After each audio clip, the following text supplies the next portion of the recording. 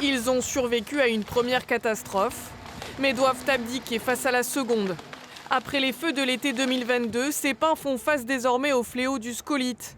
Cet insecte qui se nourrit du bois et dont la prolifération est hors de contrôle cet automne. Ah bah là il est magnifique celui-là, il est magnifique. On fait des comptages une fois par semaine dans des pièges. On a 5 pièges à scolite. Et là, lundi, le collègue qui est venu, on a compté près de 27 000.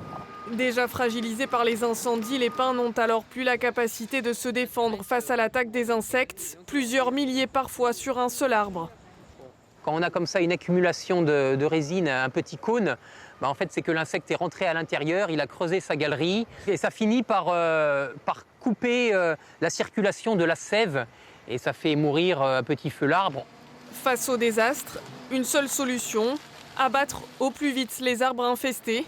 C'est le chantier dans lequel se lance l'Office national des forêts. Sur les 260 hectares de pins encore debout, l'ONF veut éviter une prolifération au massif épargné par les incendies. On voit qu'il y a des attaques de scolytes dans le massif boisé vert, notamment plus au sud de Biscarrosse. C'est pour ça qu'il faut aller vite, 40 à 45 jours pour essayer d'enlever ces arbres qui se sont fait attaquer. Il y a le moment du prélèvement, le moment où on débarde, le moment où on fait la pile de bois et le moment où cette pile de bois quitte enfin la forêt. À quelques kilomètres de là, dans la forêt usagère de la Teste, le constat est tout aussi alarmant. Qui a été attaqué. Les forestiers connaissent bien ce phénomène qui a été observé et documenté depuis très longtemps, 99-2009 pour les époques les plus récentes, donc on le savait. Mais l'ampleur, effectivement, et concrètement sur le terrain, c'est très marquant. 8 entreprises sont à pied d'œuvre pour abattre et dégager les arbres au plus vite. Ici, la moitié des pins encore debout après les incendies sont aujourd'hui touchés par le scolite.